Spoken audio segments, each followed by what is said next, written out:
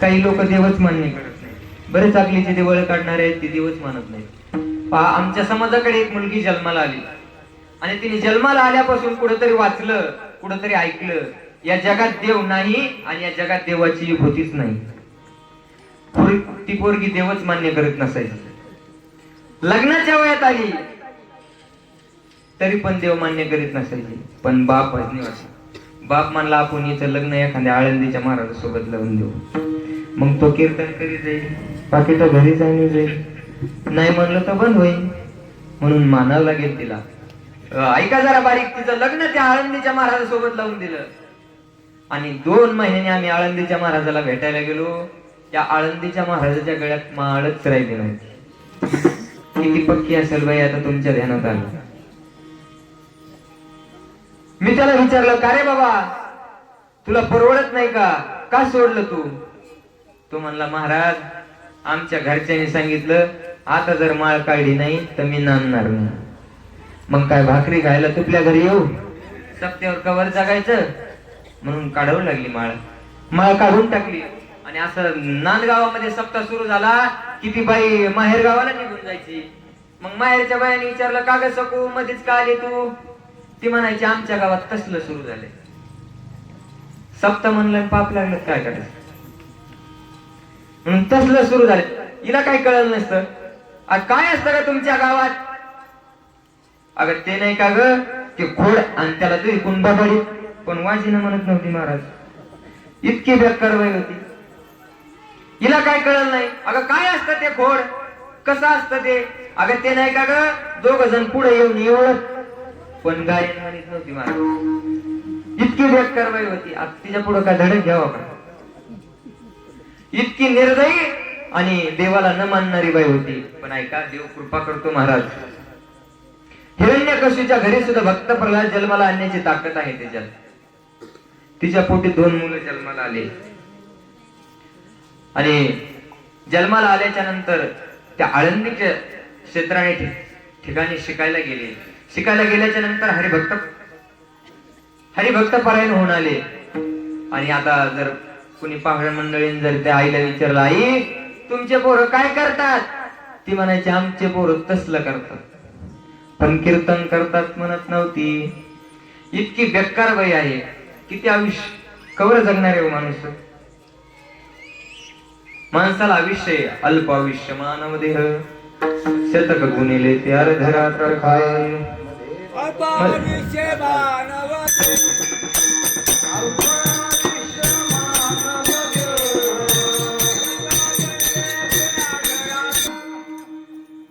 अल्पायुष्य मानव देह. त्या मथरीला एक दिवस त्या बाईला आजार झाला. आजार झाल्याच्या नंतर ती आजारी पडली आणि 2 पोरं घरी आले. दोघांचेही लग्न झाले आणि आजारी पडल्याच्या नंतर त्या 2 पोरांनी तिला दवाखान्यात नेलं. दवाखान्यात नेल्याच्या नंतर डॉक्टरनी पहिल्या काळात अशी नाडी तपासली जायची म्हणायची. अशी नाडी तपासली आणि नाडी तपासल्याच्या नंतर आजीला सांगितलं, ह्या अंगार व्हा, त्या अंगार व्हा, जे बाहेर काढा, डोळे वाचा. आणि मग आजीला विचारलं, आजीबाई काय होत तुम्हाला? आजीबाई म्हणली, मला कसनुस होत. कसनुसर कोणती गोळी तुमच्याकडे भेटते का? कसनुसर गोळी नाही महाराज. डॉक्टरने विचारलं, तरी कसं होतं? आजीबाई म्हणले, मला उचलूनच फेकीत. पण कुठं फेकीत? इथंच फेकीत. मारून नका देऊ, इथंच फेकीत का सप्त्याच्या मंडपात फेकीत? काही नाही म्हणली, मी आजारी आहे. आणि डॉक्टरने सांगितलं आजार भयानक आहे, द्या म्हणले 2 लाख रुपये. आणि मग मथरीला ऍडमिट केलं. ऍडमिट केल्याच्या नंतर 2-4 दिवस तिथे ठेवलं आणि 2-4 दिवसांनी परत डॉक्टरने फोन लावला. डॉक्टरने सांगितलं, तुमच्या मथरीचं काही खरं नाही, पटकन पुण्याला न्यावं लागत आहे. लगेच पोरांनी गाडी केली, लगेच पुण्याला नेलं. आता पुण्याला नेल्याच्या नंतर पुण्याचे डॉक्टर लोक हुशार होते. पुण्याच्या डॉक्टर लोकांनी सांगितलं, हे बघा तुमची मथरी आता मरणार आहे, तुमच्या मथरीचं काही खरं नाही. बघा, माणसाचं मरण माणसाला कळतं. कसं कळतं मी सांगतो. तुम्ही सकाळी घरी गेल्याच्या नंतर असे 2 बोट कानात घालायचे आणि ओम स्वर जर ऐकायला आला तर ठीक, आणि नाही ऐकायला आला तर आपण जाणार आहोत. महाराज हे जरा 2-4 दिवस लय लांब होते, अगदी जवळ सांगा. तुमच्या डोळ्याने पुढची वस्तू लपकताना दिसते का पहा. पहा ना, आज किती सोपं सांगितलं.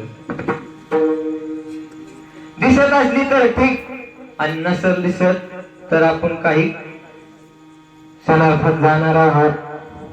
मग महाराज त्या 2 पोरांनी विचार केला. डॉक्टरने सांगितलं मथुरेला घरी घेऊन जा, पाहुण्या रावळ्यांना बोलून घ्या म्हणावं, सुनाबाळाला म्हणा काही राहिल्या उरल्या शिवाय द्यायच्या असल्या तर देऊन घ्या म्हणावं, मथुरी मरणार आहे. मथुरीला घरी आणलं, पण 2 पोरांनी विचार केला, अरे आपली मथुरी मरायला लागली रे, परंतु आपली मथुरी मोक्षाला गेली पाहिजे. मोक्षाला जाण्याकरता काय करावं लागतं म्हणतात, मरता वेळेस माणसाच्या मुखातून राम शब्द आला पाहिजे.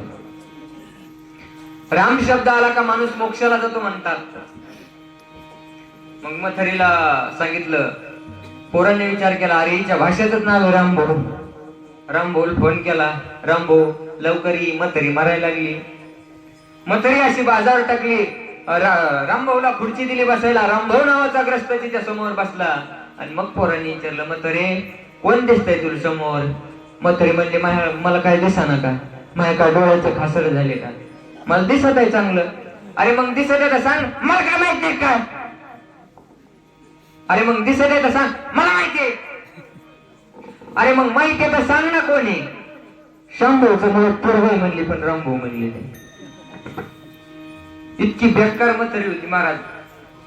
आता काय करावं म्हणले आता हिला एकच पर्याय, हिची उचला बाजाने रामाच्या मंदिरात घ्या. उचलली बाजन रामाच्या मंदिरात नेली.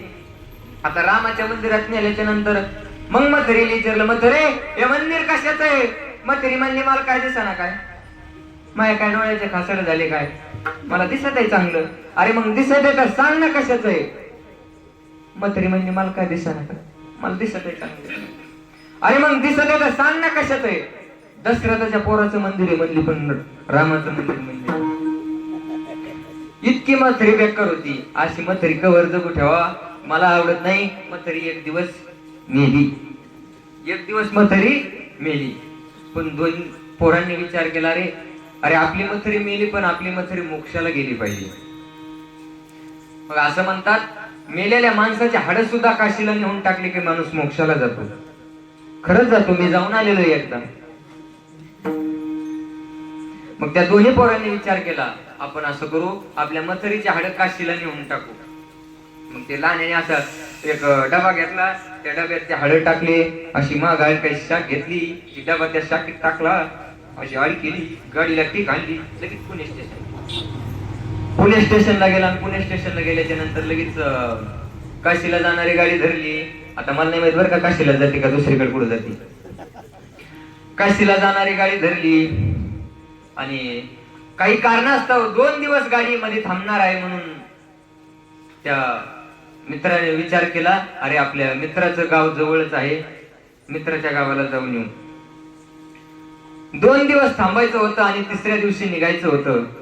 मग तो पाहुण्याच्या त्या मित्राच्या गावाला गेला आणि मित्राच्या गावाला गेल्याच्या नंतर मित्राने सत्कार केला. पाहुणे घराशी आज आले ऋषिकेशी. अरे वा वा वा म्हणले, बरं झालं तुम्ही आले, आम्हालाही बरं वाटलं. दमून आले तुम्ही, आजचा सोमवार होता, तुम्हाला गॅस सोडून लगेच बसले जेवायला. आता जेवण झाल्याच्या नंतर मित्र म्हणला, अजून भरपूर वेळ आहे, चल मी तुला आमचा परिसर दाखवून आणतो.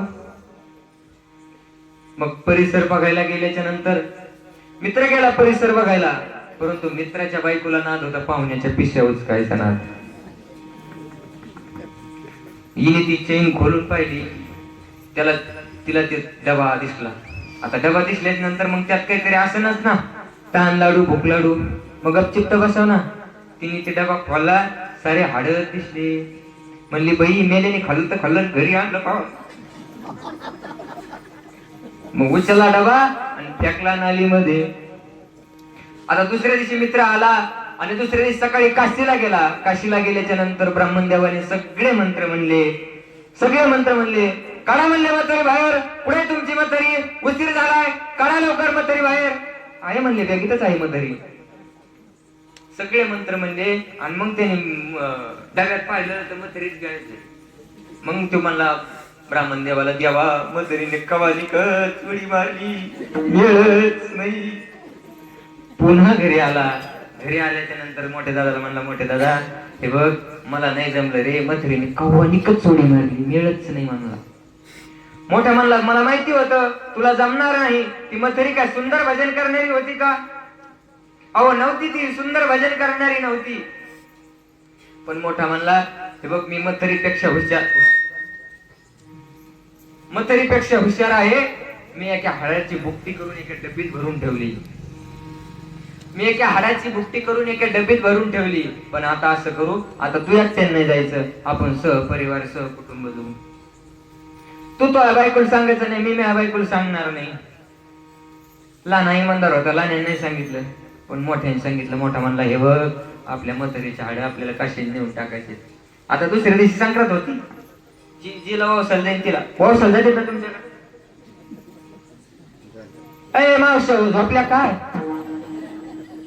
वावसाला?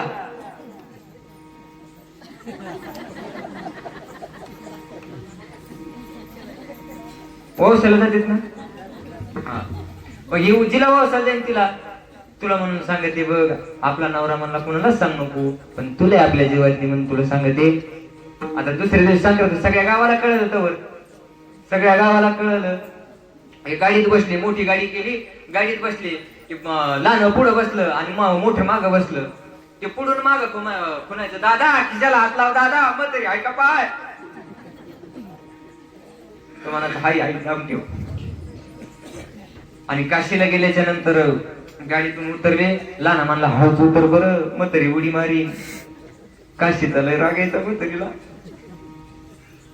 लहान अशी डबी काढली आणि गंगेमध्ये आतमध्ये गेल्याच्या नंतर मोठ्याने सांगितलं, आमचा काही विधी आहे, आम्ही इथं उरकतो, तुम्ही व्हा खाली. लहानीला काही याच्यातलं माहित नव्हतं. लहानी गेली खाली आंघोळीला, पण मोठीने जाग्यावर दाबा धरला. मोठी म्हणजे म्हातारी सोडायचा कार्यक्रम आहे, मला काय माहित ते काय. मी तर थांबणार, मी पाहणार म्हातारी जाती की नाही जाती. मोठीने जाग्यावर दाबा धरला आणि लहान्याने ती अशी हळूच डबी खिशातून बाहेर काढली आणि असं गंगेत सोडली, पाण्यात टाकून दिली. असं पाणी लोटलं. गंगेला गेलात ना तुम्ही कधी? असं पाणी लोटलं. पाणी लोटल्याच्या नंतर लहान म्हणला, हा आता मोकळा झालो कडे, आपली म्हातारी मोक्षाला गेली. पण मोठा म्हणला, अजून आपला काहीच भरोसा नाही. ती डबी अशी खाली खाली खाली खाली खाली खाली वाहत गेली आणि ती लहानी जिथं आंघोळ करीत होती का, तिने आज्यात अशी डुबकी घेतली आणि अशी हात केली. ती डबी आज्यात तिच्या हातावर आली. आता मग तिने गप्पा सांगणार. ती म्हणजे माय गंगा माईने मला प्रसाद दिला. मग आता प्रसाद तिथे ठेवायची वस्तू आहे का? प्रसाद हे सर्व दुःखाराम. ती डबी घातली परस मध्ये आणली घरी. आता घरी आल्याच्या नंतर पोरांना आनंद झाला होता. आमची डबी आम्ही पाण्यात टाकली, आमची म्हातारी मोक्षाला गेली. डबी आम्ही पाण्यात टाकली, आमची म्हातारी मोक्षाला गेली. आनंद झाला होता पोरांना. परंतु ऐका, म्हणून सगळ्या गावाला जेवायला ठेवलं पोरांनी. सगळ्या गावाला जेवायला ठेवलं. आता पहिली पंगत महिला मंडळीची होती. महिला मंडळी हुशार असतात महाराज. तर महिला मंडळीची पहिली पंगत. मग ह्या दोघी जणी कुकू लावायला महिला मंडळीला. एक जण महिला मंडळी म्हणली, काय सोपू काय भाग्य बाई तुपलं. आमच्या नवऱ्याने आम्हाला गाडीवर नेऊन का आळंदी दाखील नाही, पण तुपलं काय भाग्य बाई, तुपल्या नवऱ्याने तुला काशी दाखिली. मग ती म्हणली, मला काशीत नाही दाखिली, मला गंगामाईन परसाद सुद्धा दिला. मग मोठी जरा जवळ आली, काय दिला म्हणून पाहिला. तिने ती परस मधून डबी बाहेर काढली आणि मोठी पळतच आली. म्हणली, पंक्ती थांबा, मथरी रिटर्न आली विठाल.